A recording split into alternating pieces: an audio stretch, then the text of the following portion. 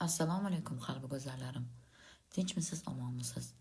Keling birgalikda oddiy suv solib, iliq suv solib, pirojkilar pishiramiz. Bismillahirrohmanirrohim deb ishimizni boshlaymiz. Idishimizga iliq suv soldik, o'simlik yog' soldik.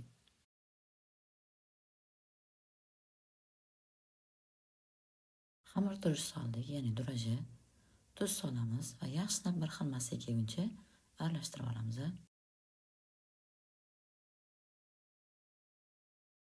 Elangan unimizni oz-ozdan solib, xamir qoramiz, qizlarjonlar. Un har xil ketishi mumkin. Men videoni oxirida qancha men un ishlatganim albatta hamma mahsulotlarimni har doimgidek yozib qoldiraman. Qizlarjonlar, albatta tayyorlab ko'ringlar. Oddiy suv yordamida ham pirojkilar pishirsak bo'ladi. Mana ko'rganingizdek unni oz-ozdan sovaman. Endi qo'l yordamida, albatta yuvilgan qo'l yordamida xamir qoramiz. Xamir qo'lga sal yopishadigan xamir bo'ladi.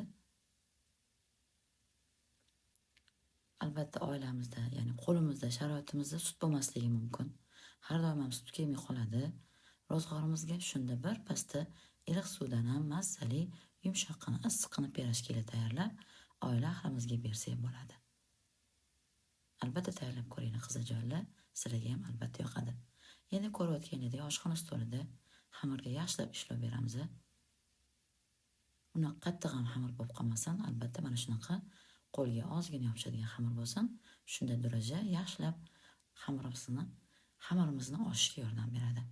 Ozgina tog'orchamga yog' surdim va xamirni solib, yana ozgina yog' qo'yib, ustidan ikkinchi tog'orani yopdim. Qizlarjonlar, ikkinchi tog'orani, ya'ni tog'orchani yopganim sababi, men shu holatda bir xamirimni oshirib ko'rmoqchi bo'ldim. Bitta videoda ko'rib qoldim. Pechimni, mana shunaqa pech 30 gradusga yoqdim. 5 minutdan shu tog'oramni, mana ko'ryapsizlar, xamir bor ichida qo'ydim. 15 minutdan keyin oldim. Juda ham zo'r oshib chiqdi. Ko'rganingizdek, ehtiyot bo'linglar, xamir pishib qolishi mumkin. Menga ham ozgina xamirim pishib qoldi debdi, mana ko'rasizlar. Har doim videolarimda xatolarim aytib o'tganman. Tegini ko'ryapsizlarmi? Sal qizarib qolgan xamir, ya'ni oshib, xamirim pishib qoladigan sal 30 gradusga ko'proq qo'yib yuboraman. Keyin yana mamnaqa qilib qo'lim bilan mushlab, tog'orcham issiq. Shu oshxona stolimda ham qoldirdim. Yana ustini mana shunaqa kichkina tog'orcha bilan yopdim. Yana xamir oshib chiqdi. 10 daqiqaga yana qoldirdim, mana ko'ryapsizlar. Ozgina mana qizarib turgan joyi sal pishib qoladigan pechda bitta videoda ko'rgan edim. Xamiringlarni shuna oshirsanglar ham bo'ladi deyilgan edi. Albatta men ham sinab ko'rdim. Keyingi safar endi 20 gradusga bir darajaga qo'yib qo'yaman-da. Keyin tog'orchamni mana shuna xamirimni qo'yib yuboraman, qarab turaman. Tegi qizarib pishib ketmasin. Balandroq bo'lsa, xamir pishib qoladi. Sekin-sekin pechimizni qo'limizni bunday tiqib ko'rganimizda pechga sal issiq bo'lsa bo'ldi. Sovuq kunlarda, issiq kunlarda shunaqa oshirib olamiz. Quyosh bor paytlarda issiqlarda quyoshga qo'ysa ham oshadi. Mana ko'rdinglar, xamirlarni shunaqa kattalikda bo'lib oldim. Ustiga selofan yopib yana 10-15 daqiqa qoldirdim. Ichiga nachinkasi xohishinglar. Men ganfan guruch qilgan edim. O'shandan keyin pyure qilib oldim kartoshka bilan aralashtirib. U ham zo'r mazali bo'lar ekan. Xohlasanglar kartoshka pyure, xohlasanglar qiyma qovurib solsanglar ham bo'ladi, xohishinglarga ko'ra. Mana endi shu xamirlarimizni har doimgidek pirojka pishirgan ayollarimiz, kelinchaklarimiz bilishadi. Bilmaganlar uchun aytaman. Xohlasanglar mana shunaqa dumaloq shaklda, doira shaklda tugasizlar. Qizlarjonlar, xohlasanglar mana hozir uzunchoqroq qilib ikkinchisini ko'rsataman. Xohlasanglar unaqa, xohlasanglar bunaqa qilib pirojkalarni tugib olasizlar. Mani qalbi go'zal obunachilarim eskidan bilishadi. Videolarimda har doim retseptlarni tayyorlasam, nima xatolik qilsam, kamchilik bo'lsa, aytib ketaman uyalmasdan, chunki bir-birimizdan o'rganamiz. Bir kattadan bir kichikdan deydi. Mana ko'rganingizda mana shunaqa ikki xil qilib tugasizlar va o'rta olovga yog'ni qo'yib, 3-4 marta aylantirib, qizartirib tillaringga kirguncha oddiy pishirib olasizlar. Juda ham mazali, ichlari bilan unaqa yog' bo'lib ketmaydi. Yumshoqqina, issiqqina ertasi kuniga ham ko'rsataman, sovuganda, har doimgidek issiqligida ham ko'rsataman. Qizlarjonlar, agar kanalimda mehmon bo'lsanglar, bir kanalimga kirib razm solsanglar, unaqa pirojkalardan, balishlardan, har xil salatlardan, pishiriqlardan, parhezbob, to'g'ri ovqatlanadigan retseptlarni ham topishingiz mumkin. Albatta xursand bo'lardim. Sizlar meni qaysi shahardan kuzatyapsizlar?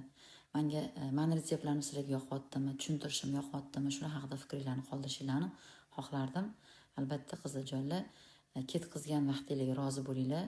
Agar men sizlarga shu retseptlarim orqali ozgina bo'lsa ham bir ma'lumot berib, yosh qizchalarimizga, hali oshxonaga kirmagan bir qizchalar, kelin-poshshalar bo'lish mumkin, o'qishlar bilan bo'lib yurib, shularga bir ozgina bo'lsa ham oshxona sirlarini, pazandachi sirlaridan ozgina ma'lumot berayotgan bo'lsam, o'zimni juda ham baxtiyor his qilardim. Bu haqida kommentariyada yozib qoldiringlar. Videolarim yoqayotgan bo'lsa like bosinglar. Albatta qizlarjonim, meni ikkinchi kanalim ham bor, Ayza Mutalova deb ataladi. Rus kanal, o'tga musiqa qo'yib joylayman, boshqa retseptlar bo'ladi. Inshaalloh u kanalimga bir razm solib ko'ringlar. Balkim sizlarga yoqadigan retseptlar toparsizlar. Aziz qalbi go'zal qizlarjonlarim, mana bir pasda oddiy iliq suvdan yumshoqqina mazali issiqqina pirojkilar tayyor bo'ldi. Bu pirojkilar mana ko'ryapsizlar, qo'limga yog'i ham o'tmagan. Barmoqlarimda agar yog'li bo'lib ketsa, yog'li bo'lib turardi. Mana sizlarga bo'lib ko'rsatmoqchiman, issiq bo'lgani uchun tezroqdan oldim. Ichidagi nachinkasi ham bir boshqacha bo'lar ekan, guruch bilan tayyorlab ko'ringlar qizlarjonlar. Va sizlarda qanaqa tayyor bo'lgani kommentariyada yozib qoldiringlar. Qizlarjonlar, unaqa ichlari bilan yog' bo'lib ketmaydi. Yog' xohlamaydiganlar uchun bu pirojkalar. Mana qizlarjonlar, bunisi ertasi kuniga kadrga oldim videoga.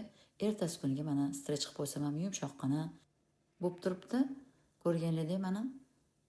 Albatta qizlarjonlar tayyorlab ko'ringlar. Masalada qanaqa chiqqanini aytganimda kommentariyada yozib ketinglar. Albatta video retseptlarim sizlarga yoqayotgan bo'lsa, buni like bosib bildiringlar. Qizlarjonlar, mana video retsept oxirida har doimgidek nima kechini yozib qoldirdim. Quvvati ilm va ibodatga bo'lsin.